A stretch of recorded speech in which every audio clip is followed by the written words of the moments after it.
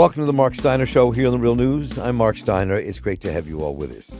And this is another episode of The Rise of the Right, looking today at the Trumpian agenda, its depth and power rising from the populist wing of the Republican Party, and organizations that banded together to make their authoritarian vision, wrapped in the camouflage of freedom and liberty, a reality.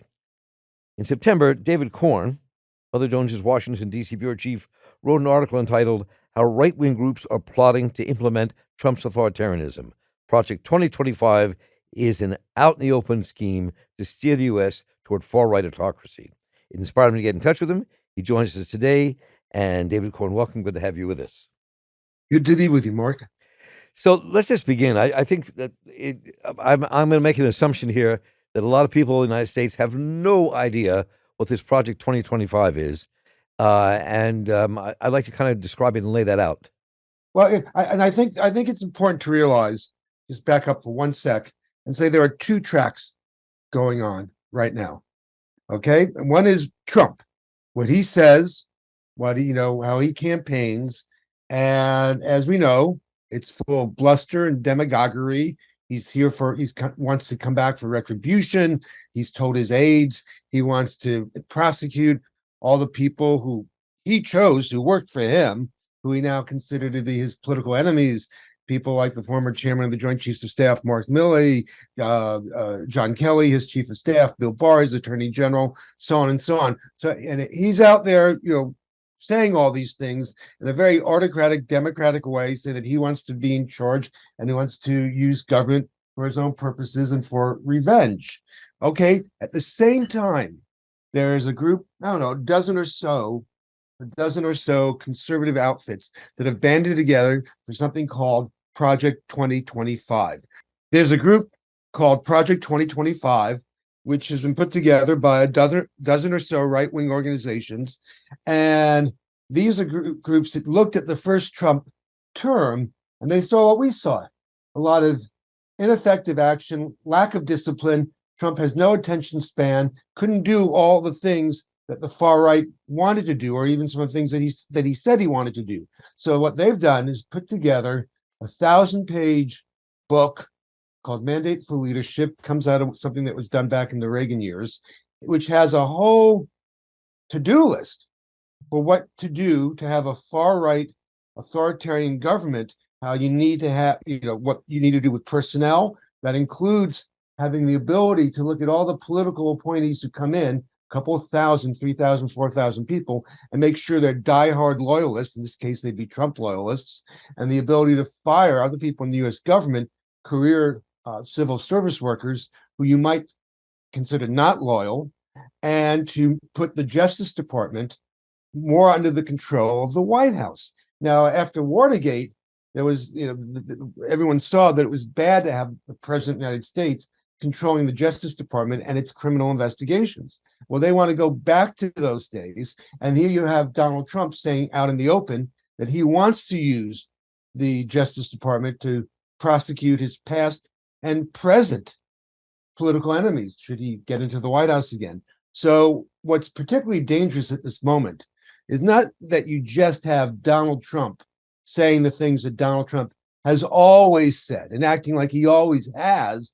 You now have this gigantic right-wing infrastructure that is working to make that reality, because Trump can't do that on his own. Can't do it on his own with Steve Bannon and some of his more eccentric folks who would be in his inner circle.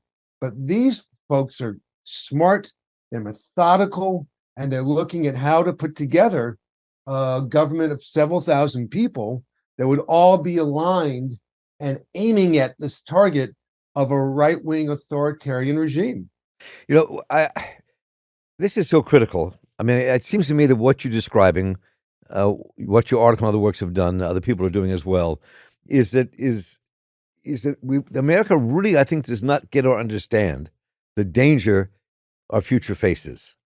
I mean, if Trump wins, this authoritarian agenda, which people don't even talk about an authoritarian agenda for the most part, could take place. It could change the entire fabric of this country, and an America that nobody's even can even remember unless you lived in the segregation of the South before 1970. I mean, this is I think people don't understand the seriousness of what we're facing. I think that's true with Donald Trump from the very beginning. I don't think people recognized him as the threat to democracy that he is. And even after 2020, with his promotion of the big lie, which every day, we see people in his inner circle on that, copying pleas and saying that there was no stolen election. I just said that stuff on TV. So we know, more and more so that the big lie was a lie. But at the time, he also was inciting violence. With the January 6th, he did nothing the day it happened because he wanted it to go down the way it was going down, because he hoped that would stop the certification of Joe Biden's electoral college victory, and then they could come up with some other scheme to keep him in the White House. And kind of even worse than that, even worse than sitting on his hands while thousands of his brown shirt loyalists were beating up cops and storming the Capitol and getting into the Capitol, was that since then he has said that he would pardon these people. So that's basically accepting and endorsing political violence, which is a signal, I see it as, well, if we need to, we should do it again. So, that in and of itself, put aside everything that we're talking about here, I would consider to be a disqualifier for a person whose job it is to protect and defend the U.S. Constitution. But even that has not taken him out of the game. That did not lead his fellow Republicans to impeach him or vote for the impeachment in the Senate. It has not taken him out of the running in the Republican primary. And it's not taken him out of the running in a general election, where in some polls he's ahead of Joe Biden. And whatever you think of the polls, it's certainly a competitive race. And he is on target to be competitive next November, despite being indicted 4 times on 91 different counts. So, if people aren't going to pay attention or be moved by that, I don't think the existence of Project 2025 is going to, put them on the other side or have them change their view on this. And that's what's scary here. We have, it's all out in the open. What Trump says is out in the open. He wants to be an autocrat. He wants to be an authoritarian. He wants to use government to prosecute and persecute his own political enemies. And he says that at rallies. It's no secret here. And that there are tens of millions of Americans who are okay with that. That is our biggest threat. There's, you can have Trumpism without Trump. He's just one guy. These groups are powerful and influential, and they are trying to, leverage the influence that they do have. But the real danger is that tens of the millions of Americans, not that they don't even know about this, but that they're fine with what they do see of this movement towards authoritarianism. And so, to me, they're a minority of the country. It's hard to put a number on it, but they're a minority. And the key thing, to your point, Mark, is whether the other tens of millions of Americans pay attention and recognize that this is indeed the threat we're facing. And whatever you think about climate change, the war in Gaza, the attack on Israel, housing policy, tax policy, student loans, whatever you think about any of that stuff, if we don't have a democracy, we can't fight about it. We can't have an honest disagreement. We can't come to a conclusion as a country about what to do with winners and losers in terms of the policy. And so ultimately, I think this is, I know I'm kind of in a minority on this, but whether you're talking about inflation or Joe Biden's age or Donald Trump's age, the number one issue here is whether we preserve our democracy. Because if we don't, and you're upset about gas prices, food prices, or anything else, you're not going to be able to, have a way to deal with that if our democracy becomes too degraded. So, and I in the time we have together, let me come back to one thing you said, kid, because you're not a man known for hyperbole but you use the word brown shirts, and he has, and Trump has said he will free the people who were put in prison for January the 6th. I mean, this is, when you use that term, that's a very loaded term. Now, let's talk a bit about that. I mean, what you think are the clear and present dangers if this kind of authoritarian move by Trump, if he actually wins the next election, surrounded by folks who are equally as dangerous, it seems to me, from all these right wing think tanks and organizations that have raised millions of dollars that go behind him to replace all the people, as you've written about, that he does not like in our civil service, replace them with his far right colleagues. So let's talk a bit about what you see as the clear and present danger here that we face in the coming years, if in fact they win the next election. I mean, the ultimate danger is that they will continue to rig the political system so that they retain power.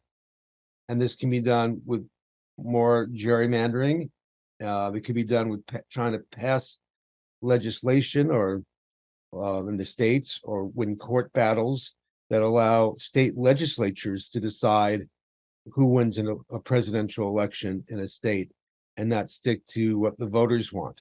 So, I mean, ultimately, the threat is that they basically blow up or pervert parts of our democratic system. So I know there are lots of problems with American democracy, so don't come at me for that. But that they make it hard. They make it harder for anyone other than them to win elections, and make it more harder than it might already be. And so that way they retain power, and we move much further from being a democracy. And then under that, there's all the things that could be done. In terms of whether overturning important aspects of foreign policy, trying to leverage the power, because if you can control who gets into Congress, then you can control whether or not there's a national ban on abortion. I think whether he's imposing an authoritarian regime or not. One of the other most important things about the election is that he will reverse all climate change action that Joe Biden has with Democrats in the Congress has been able to implement, and it's been just a pioneering policy that no one has gone much further than Barack Obama or anyone else has, and we obviously all know that it's not sufficient, but it's further than what any other politician has achieved in America, and that certainly we need to do more. And certainly going backwards, as Trump would do, would further imperil the planet and its inhabitants, meaning us and others.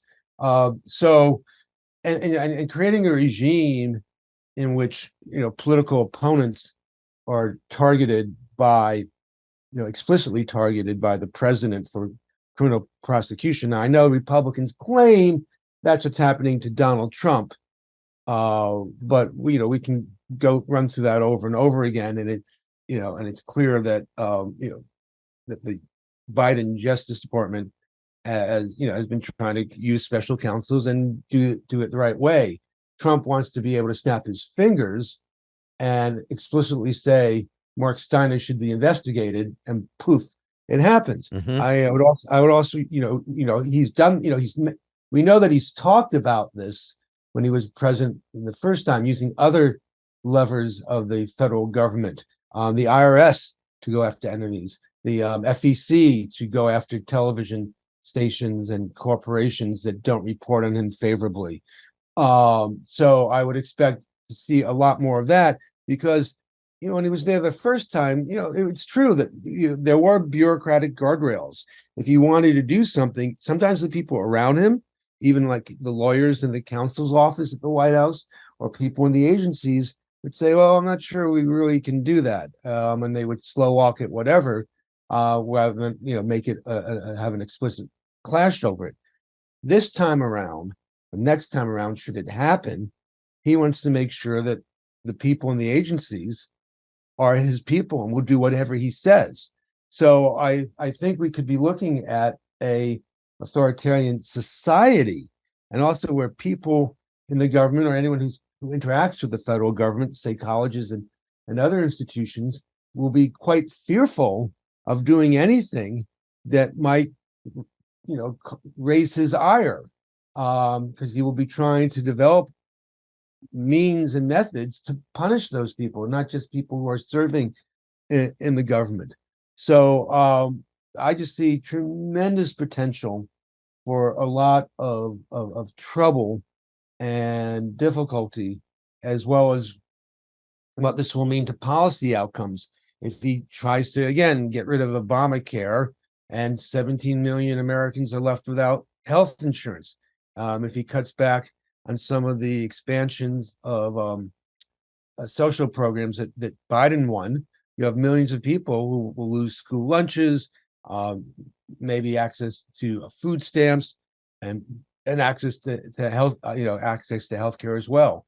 So you can just imagine a variety of nightmare scenarios, let alone, he's talked about setting up, a police, basically a police state to deport, 10 million or more undocumented people here in the United States, and setting up gigantic deportation camps for these people. One can only imagine what conditions will be like there.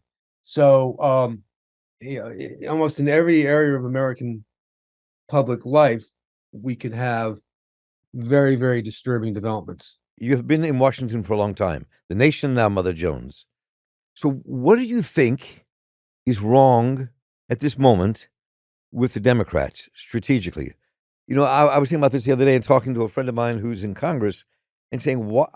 I said, "So why aren't the Democrats pouring tons of money into A, organizers around the country, and B, a massive media campaign to let people understand what the hell is going on and what we face?" It seems like there's no real fight or opposition, and the fight is actually on the right to attempt to seize power. What do you think the dynamic is there? What the hell's going on?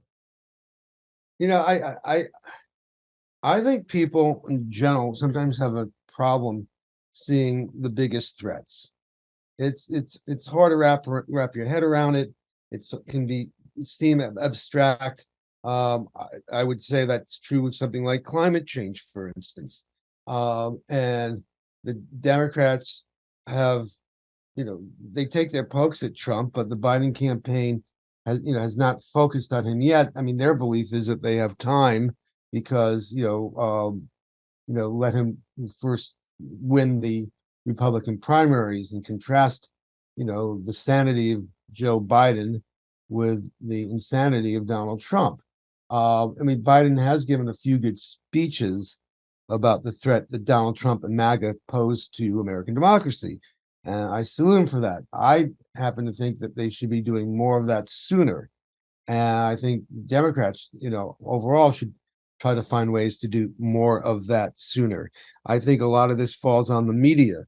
Both the New York Times and Washington Post have done good stories on the authoritarian aims of Donald Trump for a second term.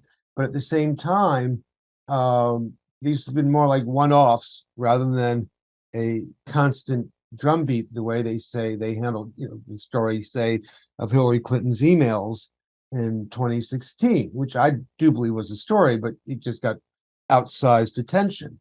And so I think they need to keep coming back to this, and not just them, but the entire media, and making this a top priority.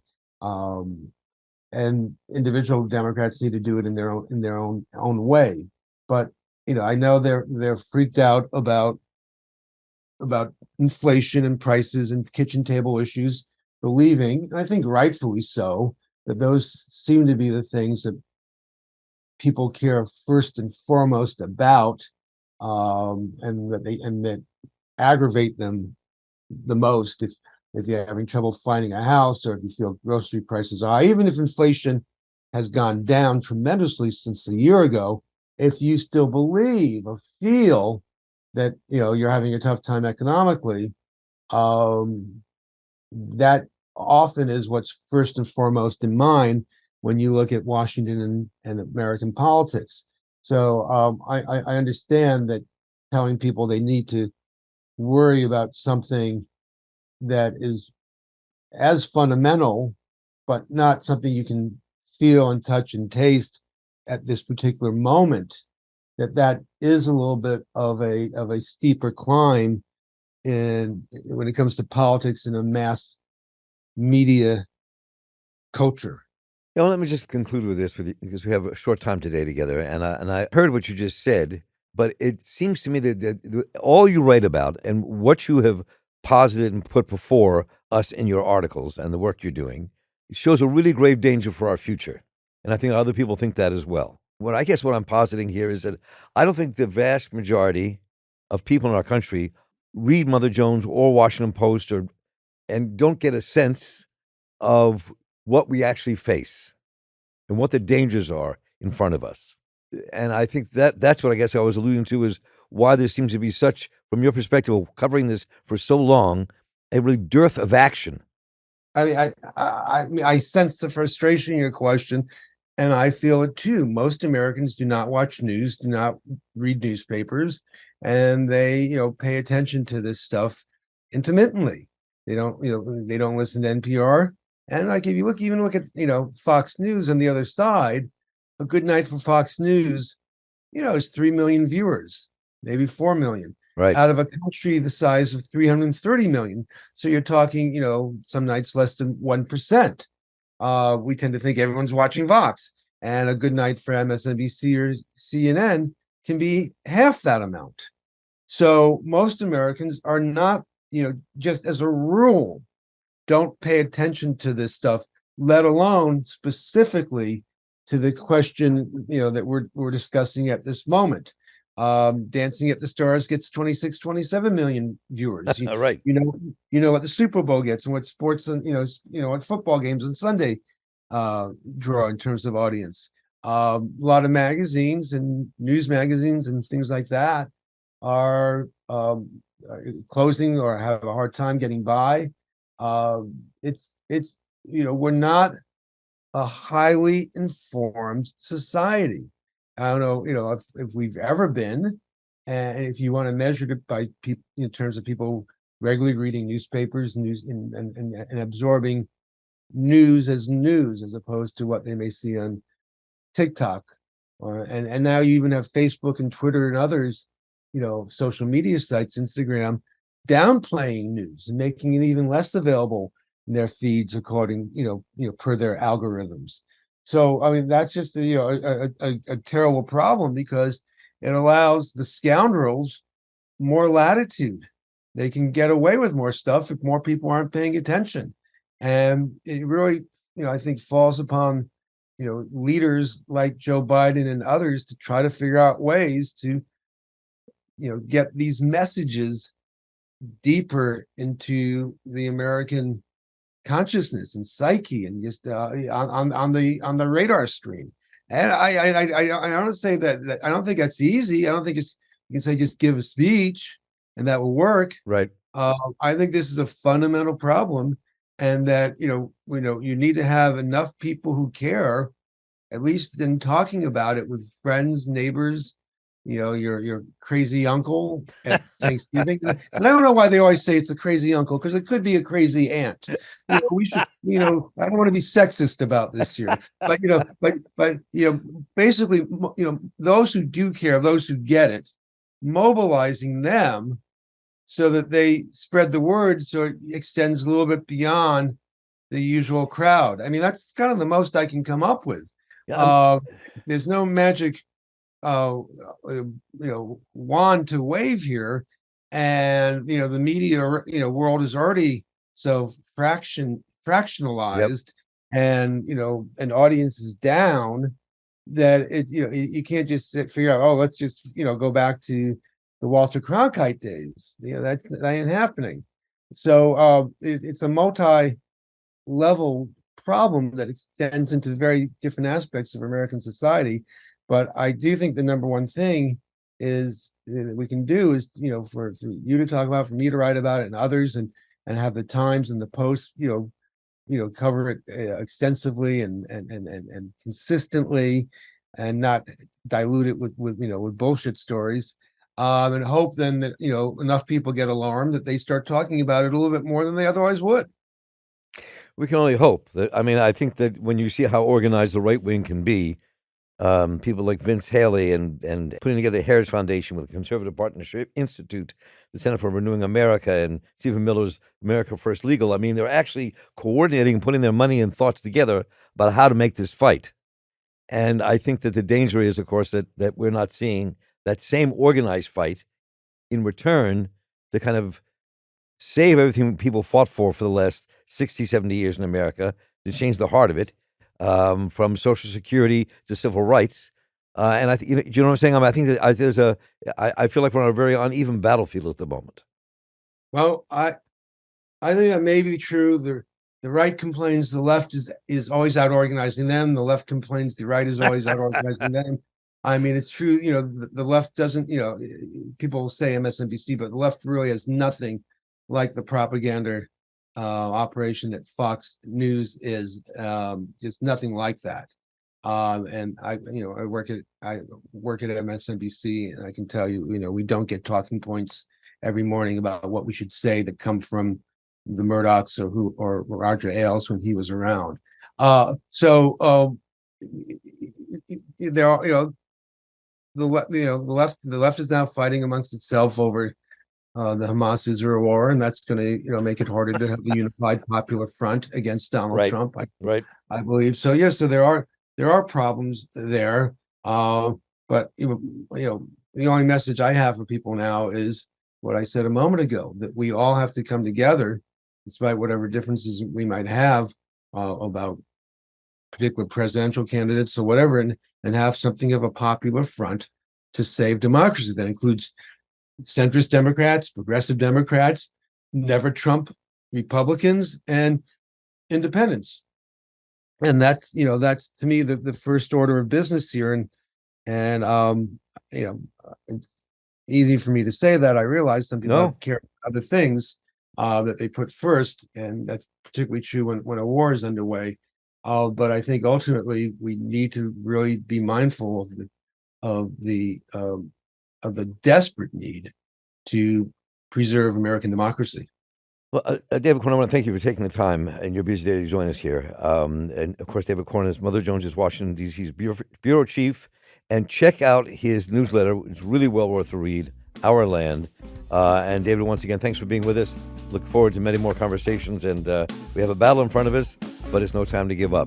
Thank you for being with us. Well, thank you. And for Our Land, people can go to davidcorn.com. And it's great talking to you, Mark. You too. And thank you all for joining us today. And thanks to Cameron Granadino for running the show, David Hebden for his editing, and the tireless Kayla Rivara for making it all work behind the scenes. And everyone here at The Real News for making this show possible. Now, we're going to link to David Corn's articles and more right here on The Real News site, so check that out. And please let me know what you thought about what you heard today, what you'd like us to cover. Just write to me at mss@therealnews.com, and I'll get right back to you. So for the crew here at The Real News, I'm Marc Steiner. Stay involved, keep listening, and take care.